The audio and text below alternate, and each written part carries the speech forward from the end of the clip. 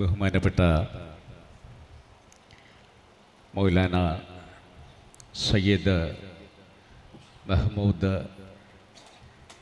Asad Madani, president Jamiyyathul ഉലമാ ഹിന്ദ്, പ്രിയപ്പെട്ട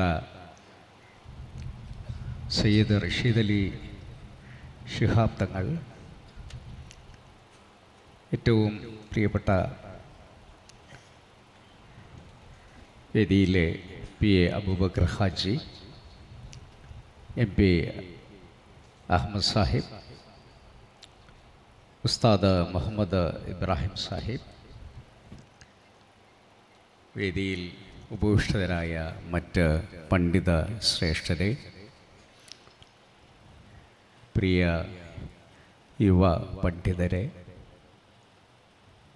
സഹോദരങ്ങളെ, അസ്സലാമു അലൈക്കും വറഹ്മത്തുള്ളാഹി വബറകാതുഹു.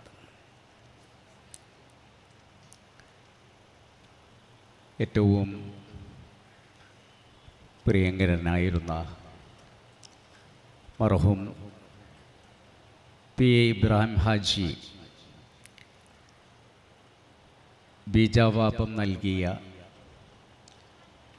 ഒരു പ്രസ്ഥാനമാണ്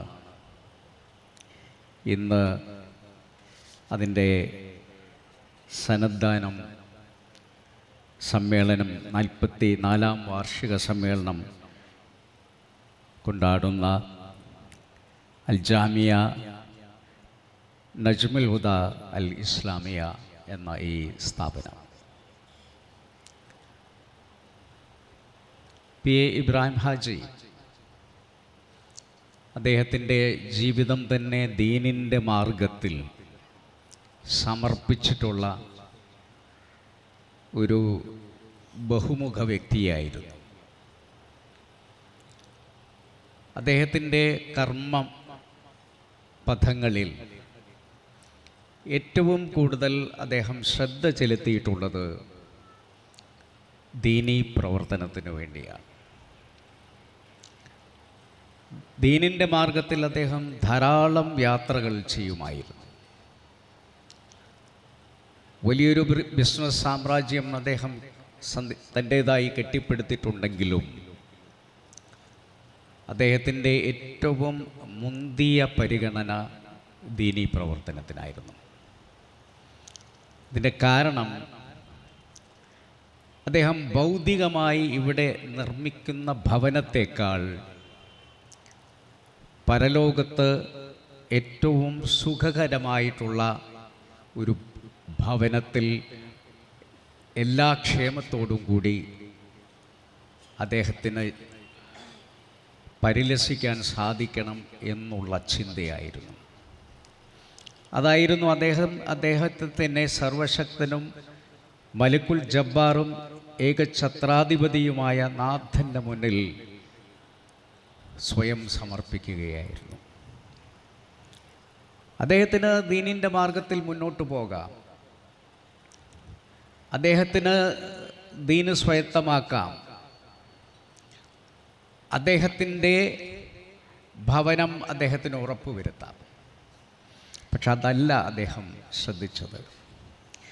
തന്നോടൊപ്പം ഒരു വലിയ സമൂഹവും ദീനിൻ്റെ മാർഗത്തിൽ പോവുകയും ദീനുമായി ബന്ധപ്പെട്ടിട്ടുള്ള വിജ്ഞാനം ആർജിക്കുകയും ചെയ്യണം എന്നുള്ള ഒരു ഉത്കടമായ ചിന്തയാണ് ഇതുപോലെയൊരു പ്രസ്ഥാനത്തെ ഉണ്ടാക്കുന്നതിന് വേണ്ടി അദ്ദേഹത്തെ പ്രേരിപ്പിച്ചിട്ടുള്ളത്. അതെത്ര ഫലവത്തായി എന്നുള്ളത് ഈ സന്നദ്ധാന സമ്മേളനം ബോധ്യപ്പെടുത്തുകയാണ്. നിങ്ങൾ ഇവിടെ നടത്തുന്ന ഓരോ പ്രാർത്ഥനയും ഇബ്രാഹിം ഹാജിക്ക് അദ്ദേഹത്തിൻ്റെ ഖബറിനെ സ്വർഗപൂങ്കാവനമാക്കുന്നതിന് പ്രേരകമായിട്ടുള്ള പ്രാർത്ഥനയാണ്. അദ്ദേഹത്തിൻ്റെ അന്ത്യാഭിലാഷം തന്നെ അതായിരുന്നു. ഈ മഞ്ചേരിയിലെ ഈ ജാമിയയിൽ അദ്ദേഹത്തിന് അന്ത്യവിശ്രമം കൊള്ളണം എന്നുള്ള ആഗ്രഹം. നമ്മളൊക്കെ ആഗ്രഹിച്ചാൽ അതെല്ലാം സഫലമായി കൊള്ളണം എന്നില്ല. കാരണം നമ്മളുടെ മരണം എവിടെ സംഭവിക്കുന്നു എന്നാർക്കും നിശ്ചയിക്കാൻ പറ്റില്ല.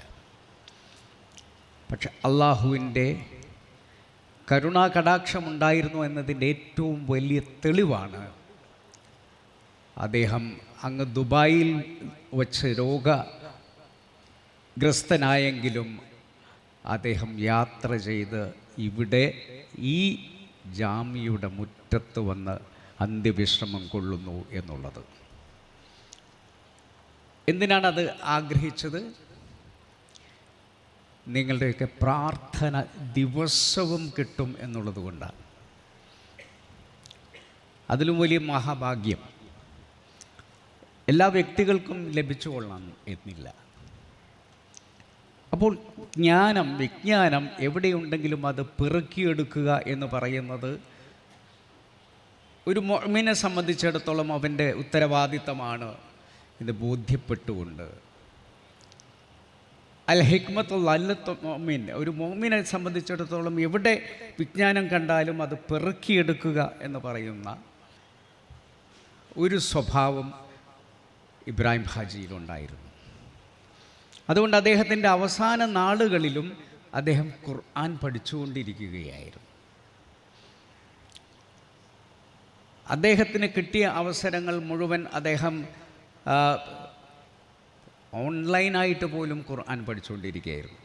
എല്ലാ ദിവസവും അദ്ദേഹത്തിൻ്റെ പ്രത്യേകമായ ശ്രദ്ധ അന്ന് വരുന്ന ചോദ്യങ്ങൾക്ക് ഉത്തരം കൊടുക്കാൻ പറ്റുമോ എന്നുള്ളതാണ്. അല്ലാതെ ഇന്നത്തെ ബിസിനസ്സിൽ എന്ത് ലാഭം കിട്ടുന്നു എന്നുള്ളതായിരുന്നില്ല. അത് മറ്റുള്ളവർക്ക് തനിക്ക് ലഭിക്കാതെ പോയത് നഷ്ടപ്പെടരുത് എന്നുള്ളത് കൊണ്ട് അവരുടെ ആരംഭദശയിൽ തന്നെ ദീനീ വിജ്ഞാനം ഉണ്ടാകണം എന്നുള്ള സതുദ്ദേശത്തിൽ സ്ഥാപിക്കപ്പെട്ടിട്ടുള്ളതാണ് ഈ സ്ഥാപനം. നമ്മുടെ ബഹുമാനപ്പെട്ട മൗലാന പറഞ്ഞതുപോലെ നമ്മുടെ ശരീരത്തിലെ ഒരു ചെറിയ തുണ്ടം മാംസമാണല്ലോ ഈ ഹൃദയം എന്ന് പറയുന്നത്.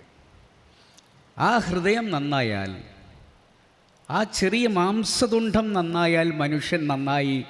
ആ മാംസതുണ്ഡം മോശമായാൽ മനുഷ്യൻ തന്നെ ഇല്ലാതെയായി എന്ന് പറയുന്ന ആ പൊതു തത്വമാണ് നിങ്ങളുടെയൊക്കെ ഹൃദയങ്ങളെ നന്നാക്കുക എന്നുള്ള, അതിനെ സ്വാംശീകരിച്ചുകൊണ്ട് ശുദ്ധീകരിക്കുക എന്നുള്ളൊരു പ്രക്രിയയ്ക്ക് വേണ്ടിയിട്ടാണ് ശരിക്കും യഥാർത്ഥത്തിൽ നജ്മുൽ ഹുദ അൽ ഇസ്ലാമിയ എന്ന സ്ഥാപനം ഉണ്ടായിട്ടുള്ളത്. ഇബ്രാഹിം ഹാജിയുടെ പുത്രന്മാർ അവർ ഇബ്രാഹിം ഹാജിയുടെ പാത പിൻപറ്റുന്നവരാണ്. ഇബ്രാഹിം ഹാജി അവർക്ക് കൊടുത്തിട്ടുള്ള ഏറ്റവും വലിയ സ്വത്ത് എന്ന് പറയുന്നത് അവരെ ദീനിൻ്റെ മാർഗത്തിൽ മുന്നോട്ട് പോകാൻ വേണ്ടി അവരെ പ്രോത്സാഹിപ്പിച്ചു, പ്രേരിപ്പിച്ചു എന്നുള്ളതാണ്. അതുകൊണ്ട് അദ്ദേഹത്തിന് ലഭിച്ചിട്ടുള്ള സത്ഫലം എന്താണെന്ന് വെച്ചാൽ ആ മക്കളൊക്കെ സത്പുത്രന്മാരായി മാറുകയും അവരും ഈ ദീനീ സ്ഥാപനത്തിൻ്റെ വളർച്ചയ്ക്ക് വേണ്ടി നിങ്ങളോടൊപ്പം നിൽക്കുകയും ചെയ്യുന്നു എന്നുള്ളതാണ്.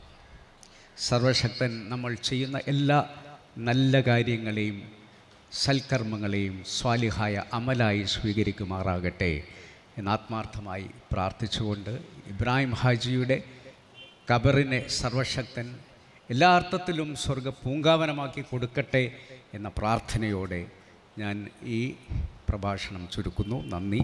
അസ്സലാമു അലൈക്കും.